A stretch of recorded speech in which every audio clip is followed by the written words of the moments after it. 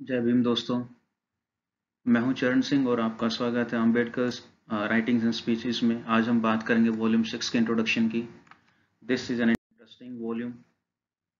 So in the starting doctor Ambedkar says, कार्य करने की वास्तविक स्वतंत्रता केवल वहीं पर होती है जहां शोषण का समूल नाश कर दिया गया है, जहां एक वर्ग द्वारा दूसरे वर्ग पर अत्याचार नहीं किया जाता, जहां बेरोजगारी नहीं है, गरीबी नहीं है, जहां किसी व्यक्ति को अपने धंधे के हाथ से निकल जाने का भय नहीं है, अपने कार्यों के परिणाम स्वरूप जहां व्यक्ति अपने धंधे की हानि, घर की हानि तथा रोजी रोटी की हानि के भय से मुक्त है।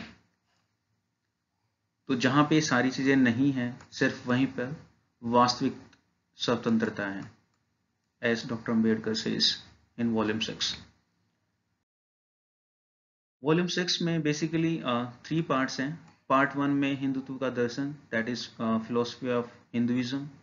In part 2, chapter 2, this is classified into 3 different parts. First part is Bharat तथा साम्यवाद की पूर्वापेक्षा, India and communism.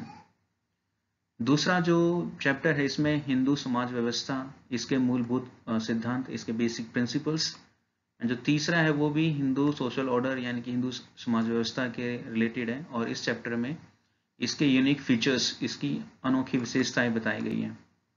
And part 3 of volume 6 contains Hindutva के प्रतीक यानी कि सिंबल्स ऑफ हिंदुइज्म। अगर हम इनका थोड़ा सा जिक्र करते हैं तो हिंदुत्व का दर्शन यानी कि फिलोसफी ऑफ हिंदुइज्म में डॉक्टर अम्बेडकर कहते हैं कि जो मनु ने मनुस्मृति के जो बनाई गई है मनुस्मृति, उसमें मनु कहते हैं कि इन्होंने किस प्रकार एक जो सोशल इनइक्वालिटी है उसको बनाने में और कायम रखने में कैसे मदद की। दूसरा वो बात करते हैं सोशल इनइक्वालिटी के साथ साथ रिलीजियस इनइक्वालिटी की, रिलीजियस इनइक्वालिटी, इन दोनों के लिए मनु जिम्मेदार है, ऐसा डॉक्टर अम्बेडकर कहते हैं। तो सेकंड पॉइंट में उन्होंने बताया कि धार्मिक असमानता यानी कि इनइक्वालिटी का निर्माण इन्होंने किया, मनु ने, और इसको कैसे बना के रखा, इसके बारे में इस चैप्टर में डिस्कशंस हैं। तो जहां तक रिलीजियस इनइक्वालिटी की बात है, इस ओवरऑल इस फर्स्ट पार्ट में बेसिकली डिस्कस किए गए हैं कुछ प्रिंसिपल्स। उसमें फर्स्ट आता है आश्रम, और दूसरा जो रहता है वो है धर्म विधि, क्योंकि रिलीजियस इनइक्वालिटी की हम बात कर रहे हैं। तो दूसरा आता है धर्म विधि, जिसको हम संस्कार कह देते हैं इन जनरल, धर्म विधि, इसको हम संस्कार कहते हैं। तो स्टार्टिंग में ये 40 लिखे गए थे, फिर धीरे धीरे इनको 20 कर दिया गया, और अभी जो लिखे गए हैं वो 16 हैं। तो अगर हम इनको फर्दर डिवाइड करके देखते हैं तो पहले इसमें आ जाता है धर्म विधि में, यानी संस्कार में पहला आता है दीक्षा।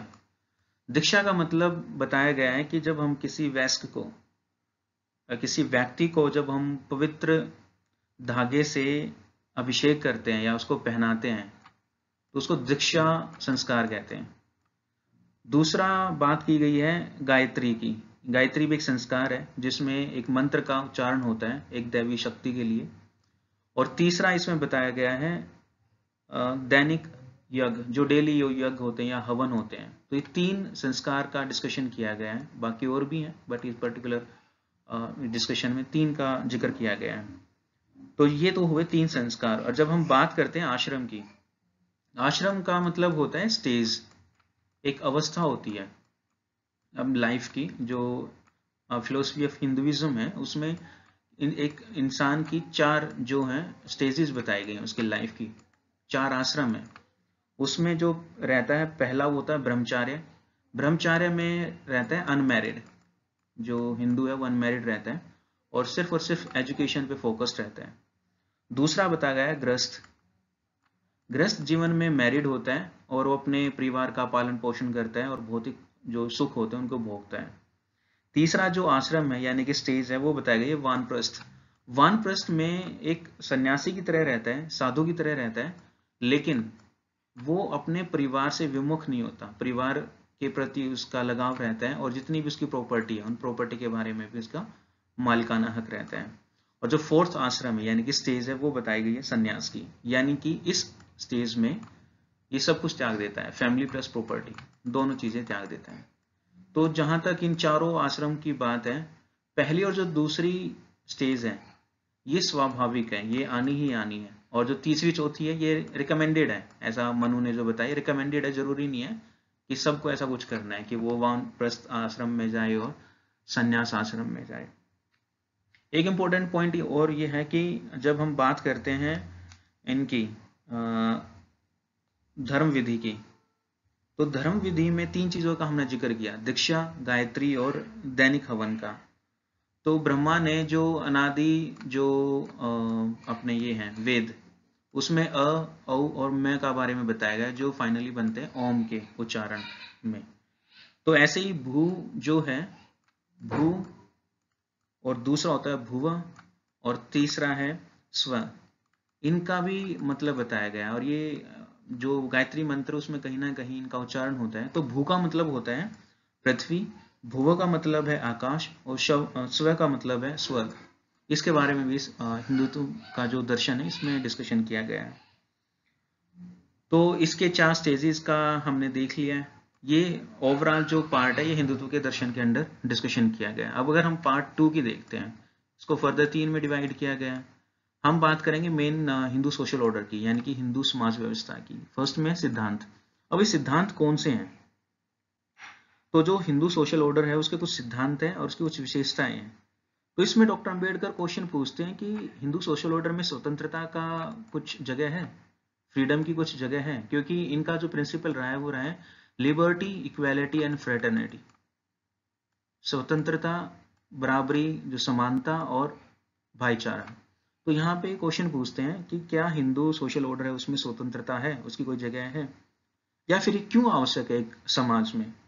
तो इसमें जो स्वतंत्रता बताई गई है मूलभूत सिद्धांत में, ये स्वतंत्रता 2 तरीके की है। एक है नागरिक स्वतंत्रता और दूसरी है पॉलिटिकल स्वतंत्रता। यानी नागरिक मीन्स नॉर्मल जो सिविल है, या फिर हम इसको मौलिक स्वतंत्रता कहते हैं, मौलिक स्वतंत्रता, और दूसरी है पॉलिटिकल फ्रीडम।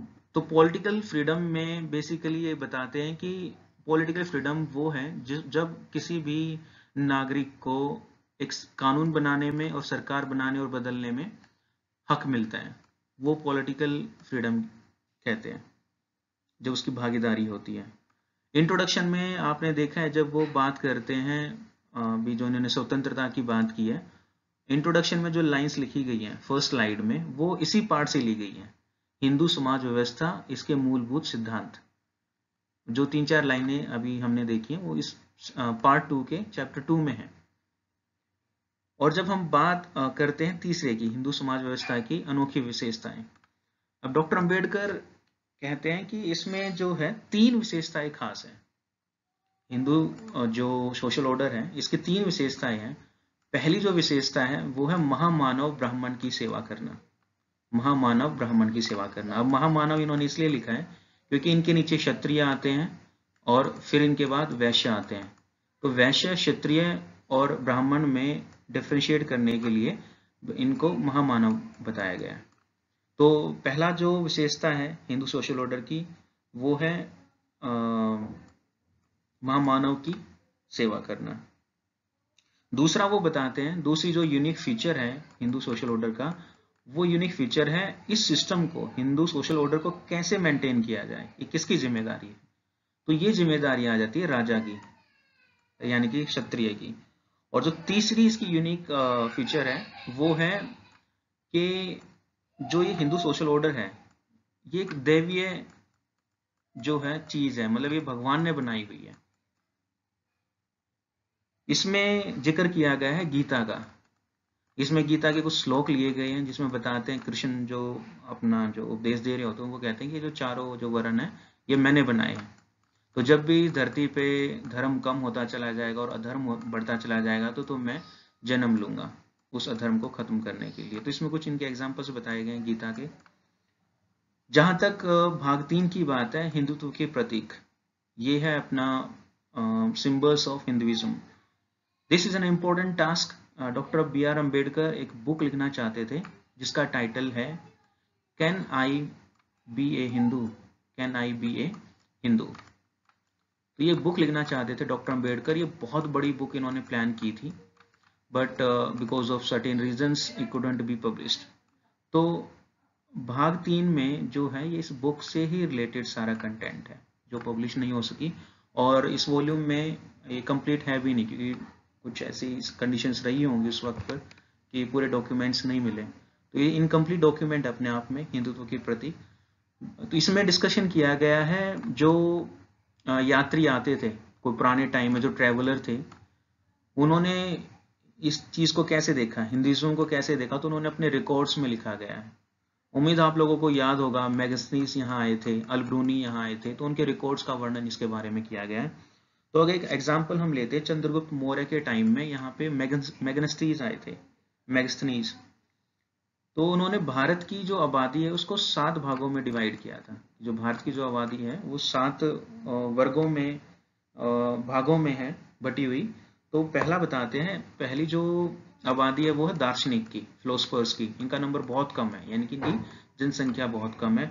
दूसरा आता है कृषक, यानी कि एग्रीकल्चरिस्ट। तीसरा वो बताते हैं आबादी का हिस्सा पशुपालक और शिकारी। चौथा बताते हैं व्यापारी। पांचवा सैनिक।